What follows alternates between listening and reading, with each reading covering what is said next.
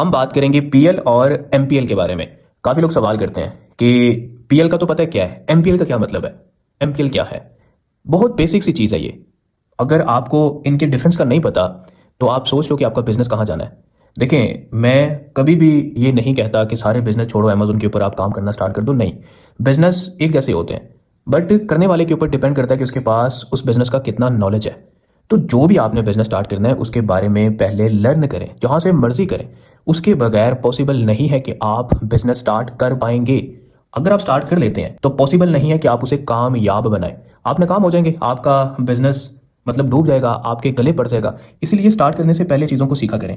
सवाल पूछा जाता है पीएल और एमपीएल में क्या डिफरेंस है। देखें, अमेजोन के ऊपर दो बिजनेस मॉडल है, आप सबको पता है। जिन लोगों ने फॉलो किया हुआ है ना, वो वीडियो देखते रहते हैं, उनको पता है कि अमेजोन के ऊपर जो रिकमेंडेड सेलिंग मॉडल्स हैं वो एक पीएल है और एक होलसेल है।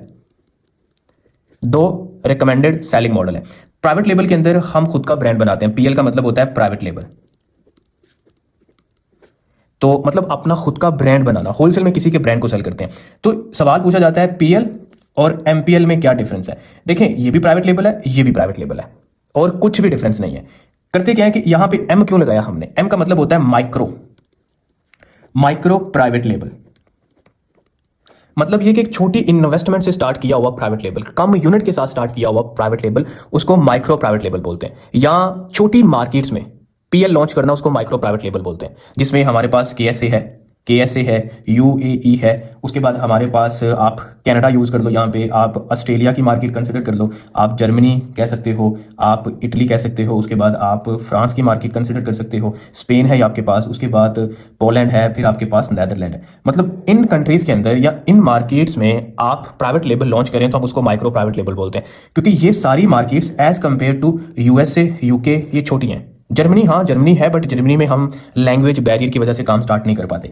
तो एज कंपेयर टू यूएस ये सारी मार्केट छोटी हैं, और यहाँ पे अगर आप एक पीएल लॉन्च करोगे तो उसको हम बोलते हैं माइक्रो प्राइवेट लेबल, मतलब एक छोटा प्राइवेट लेबल जिसमें आपके यूनिट्स कम होते हैं और उसके बाद आपका ओवरऑल जो बजट है वो कम होता है as compare to private label. But आजकल तो हम यूएसए के अंदर भी कम इन्वेस्टमेंट के साथ लॉन्च कर देते हैं प्राइवेट लेबल। 1000 यूनिट ऑर्डर कर देंगे और यूनिट की जो कॉस्ट होगी वो मतलब ज़्यादा नहीं होगी, कम होगी, तो जिस वजह से ओवरऑल हमारा जो बजट है वो कम यूज़ होता है। तो प्राइवेट लेबल और माइक्रो प्राइवेट लेबल एक ही चीज़ है। माइक्रो प्राइवेट लेबल भी प्राइवेट लेबल, या माइक्रो का सिंपल मतलब होता है छोटा प्राइवेट लेबल। तो ये छोटी मार्केट्स में जो लॉन्च करना प्राइवेट लेबल, उसको आप माइक्रो प्राइवेट लेबल बोलते हो।